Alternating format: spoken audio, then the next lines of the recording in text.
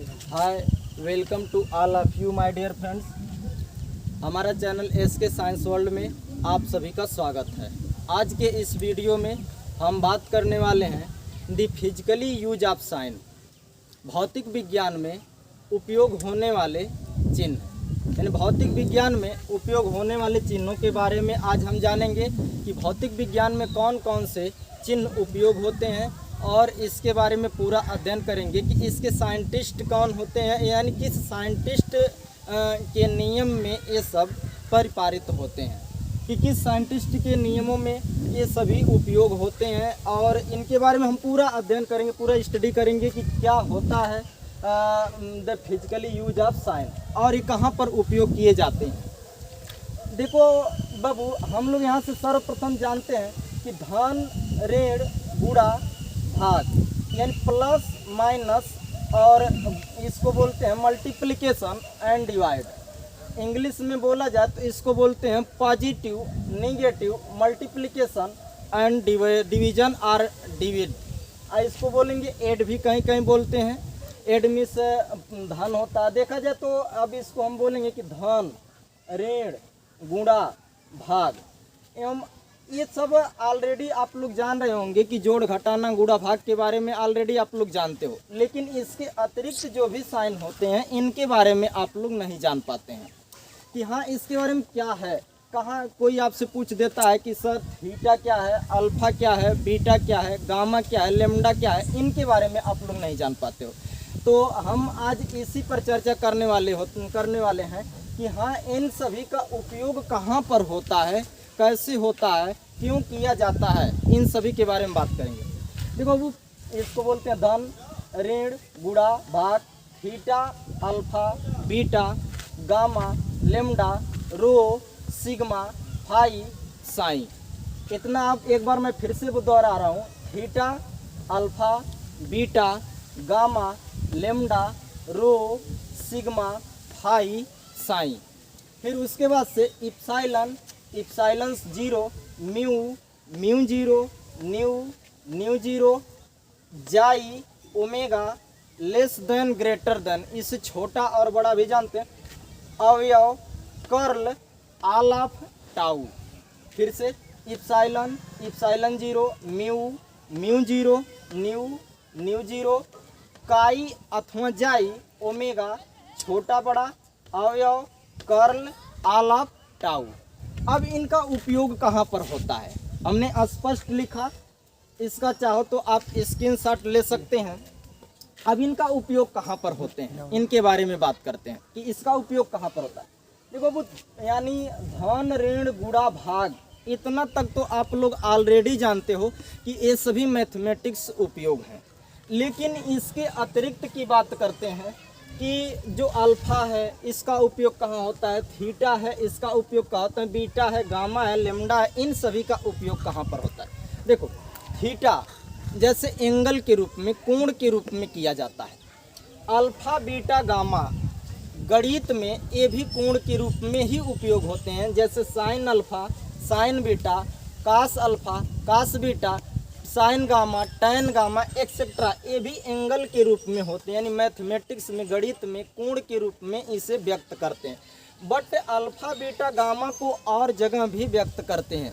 जैसे एग्जाम्पल के तौर पे फिजिकली की बात की जाए, फिजिक्स में बात किया जाए कि अल्फा, बीटा, गामा ये भी एक प्रकार का फिजिक्स, यानी फिजिक्स में भी उपयोग हो। लेकिन किसके नियम में होता है? एक केमिस्ट्री में भी उपयोग होता है। किसके नियम में होता है? रदरफोर्ड के परमाणु मॉडल संरचना में होता है। यानी अल्फा, बीटा, गामा जो है ये रदरफोर्ड के परमाणु मॉडल स्ट्रक्चर में होते हैं, परमाणु मॉडल संरचना में, जिसमें alpha positive radiation, positive raise होता है, बीटा नेगेटिव रेज होता है और गामा जो होता है न्यूट्रल रेज होता है। यानी अल्फा एक धनावेशित कण होता है, बीटा एक ऋणावेशित कण होता है और जो गामा है यह एक उदासीन कण होता है। ये कब मिलता है? जब रदरफोर्ड ने एक बमबारी किया था उनके तहत। यानी रदरफोर्ड ने जब सीजियम धातु के टुकड़े को किसी बॉक्स में रख करके या किसी वस्तु में रख करके उसे बमबारी किया था, तो वहाँ से अल्फा, बीटा, गामा तीन प्रकार की किरणें उत्सर्जित होती हैं तो जिसका नाम दिया गया कि अल्फा प्रोटॉन को व्यक्त करता है, बीटा इलेक्ट्रॉन को, और जो गामा होता है यह न्यूट्रॉन को व्यक्त करता है। यहाँ से उसके अतिरिक्त हम जानते हैं कि यह हमारा क्या है, लेमडा है, यह है लेमडा है, और यह क्या है, रो है, यानी लेमडा और रो, और उसके साथ साथ सिग्मा, इसको समेसन भी बोला करते हैं, यह समेसन भी है अथवा सिग्मा, इसे यानी बड़ा सिग्मा, इसे छोटा सिग्मा कहते हैं। लेमडा, रो और सिग्मा तीनों किनको वेरीफाई करते हैं बाबू, डेंसिटी घनत्व को व्यक्त करते हैं। ये तीनों यानी लेमडा, रो, सिग्मा तीनों घनत्व को व्यक्त करते हैं, जबकि लेमडा जो है फिजिक्स के पहला टॉपिक, इंटरमीडिएट फिजिक्स के पहला chapter the Coulomb's law of electrostatics यानी स्थिर वैद्युतिकी में कूलम्ब के नियम में पहले लेमडा लीनियर चार्ज डिस्ट्रीब्यूशन को व्यक्त करता है, the density of linear charge distribution. Rho जो है the volume charge of distribution को व्यक्त करता है, और सिग्मा जो है सरफेस चार्ज डिस्ट्रीब्यूशन को व्यक्त करता है। लेमडा फिर से सुनिएगा, the linear charge distribution, the density of linear charge distribution, यानी डेंसिटी मीन्स घनत्व, लेकिन लीनियर का मतलब होता है रैखिक, यानी रैखिक आवेश वितरण में जो घनत्व वेरीफाई की जाती है, जैसे तार है, उस तार का घनत्व लेना हो तो उस तार के घनत्व को हम किससे व्यक्त करते हैं, लेमडा से। अगर जो कोई ठोस टुकड़ा हो, ऐसे गोलाकार टुकड़ा हो तो इस गोलाकार टुकड़े का घनत्व लेने के लिए हम ऑलरेडी रो से व्यक्त करते हैं। अगर जो कोई वर्गाकार, जैसे ये हमारा व्हाइट बोर्ड है, सीट है, इस सीट की तरह हो कोई चद्दर हो, इस चद्दर का अगर जो हमें घनत्व लेना हो तो उसको किससे व्यक्त करते हैं बाबू, सिग्मा से। उसको किससे व्यक्त करते हैं, सिग्मा से। बट इस सिग्मा का उपयोग कहाँ पर होता है, इस सिग्मा का उपयोग अभी अभी जस्ट हम बता रहे हैं, इसको हम समेसन बोलते हैं। जैसे आप लोग 7वीं 8वीं में पढ़े होंगे समांतर माध्य यानी बारंबारता सारणी पढ़े होंगे, तो यहाँ पे लिखा जाता है summation of i = 1 to i = n, ऐसा कंडीशन पढ़े होंगे, summation of i = 1 to summation of i = n, जहाँ पर ये i इंटीजर नंबर दर्शाता है, 1 से लेके अनंत तक को व्यक्त करता है, और समेसन जो होता है सभी का समांतर माध्य यानी योगों का मध्य पद को व्यक्त करता है। अब उसके साथ साथ हम आते हैं फाई, एक वर्ड और होता है बाबू फाई और फाई जीरो। फाई की बात करते हैं, यह एक फेज डिफरेंस होता है। फेज डिफरेंस का मतलब कलांतर। कलांतर कहाँ पर होती है कि अध्यारोपण के सिद्धांत में इसे व्यक्त किया जाता है, यानी फाई को ऑलरेडी अध्यारोपण के सिद्धांत में व्यक्त किया जाता है। एक इनको व्यक्त करता है कला एवं कलांतर को, एक इनको व्यक्त करता है कला एवं कलांतर को, जबकि इसके अतिरिक्त एक कार्यफलन को भी व्यक्त करता है, यानी फाई कार्यफलन, फाई जीरो जो है ये भी कार्यफलन को भी व्यक्त करता है।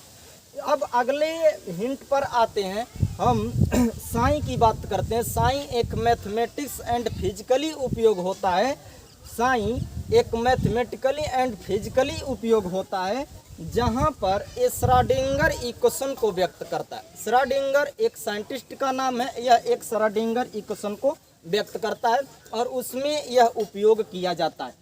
हम फाई की बात करते हैं, फिजिक्स फाई और फाई जीरो। फाई कलांतर होता है और फाई जीरो जो होता है यह कार्यफलन को व्यक्त करता है, और ये कार्यफलन हम फोटॉन कण ऊर्जा संबंध के रूप में आइंस्टीन के समीकरण में पढ़ेंगे, और क्वांटा के सिद्धांत से भी इसको पढ़ते हैं, यानी क्वांटा के सिद्धांत में कार्यफलन की व्याख्या होती है। उसके अतिरिक्त अब हम आते हैं इप्साइलन तथा इप्साइलन जीरो कि ये इप्साइलन क्या है। अपसाइलन की बात करते हैं और अपसाइलन जीरो की बात करते हैं। अपसाइलन ये व्यक्त करता है the relative permittivity of air और vacuum, the relative permittivity of air और वैक्यूम, यानी निर्वात अथवा वायु की विद्युतशीलता होती है।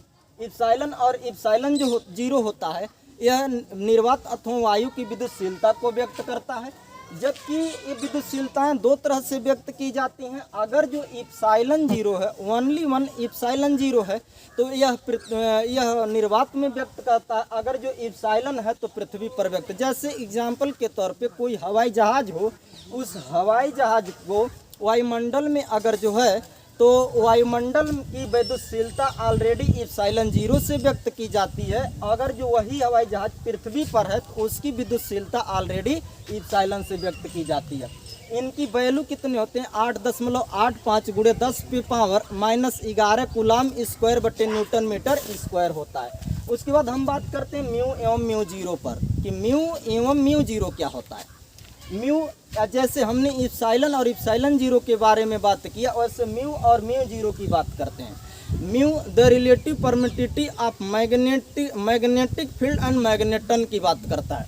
The relative permittivity of magnetic field यानी मैग्नेट में बात करता है, या चुंबकत्व में, भू चुंबकत्व या स्थिर चुंबकत्व में बात करता है। यह जिस प्रकार हमने इप्सिलॉन 0 की बात कहा कि निर्वात अथवा वायु के लिए चुंबकशीलता विद्युतशीलता इप्सिलॉन 0 लेते हैं, ठीक उसी प्रकार निर्वात अथवा वायु की जो चुंबकशीलता लेते हैं वह है म्यू शून्य लेते हैं। लेकिन उसी को पृथ्वी पर बात कर दी जाए कि पृथ्वी पर की बात कर दी जाए तो पृथ्वी की चुंबकशीलता ऑलरेडी म्यू से व्यक्त करते हैं। अब अगला स्टेप आता है न्यू और न्यू जीरो। न्यू क्या है और न्यू जीरो क्या है, यानी न्यू क्या है और न्यू शून्य अथवा न्यू जीरो क्या है।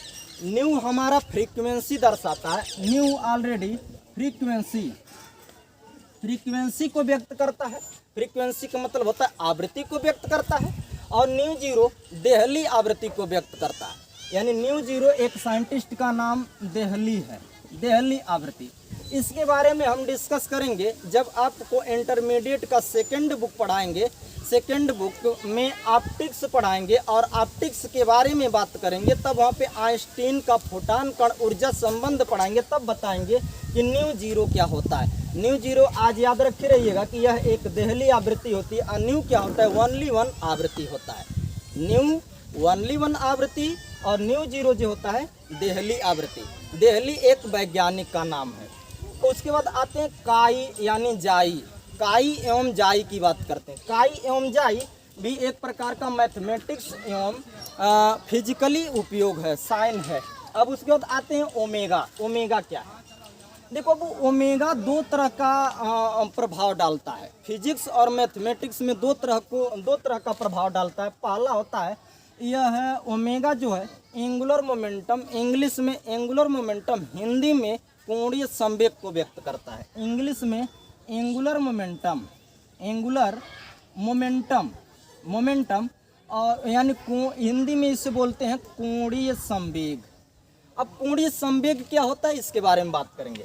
लेकिन ओमेगा और भी व्यक्त करता है, एक सॉलिड एंगल होता है, घन कोण होता है। जब आपको मापन मात्रक एवं त्रुटियां पढ़ाएंगे तो मापन एवं मात्रक में बताएंगे कि ओमेगा जो है घन कोण को भी व्यक्त करता है।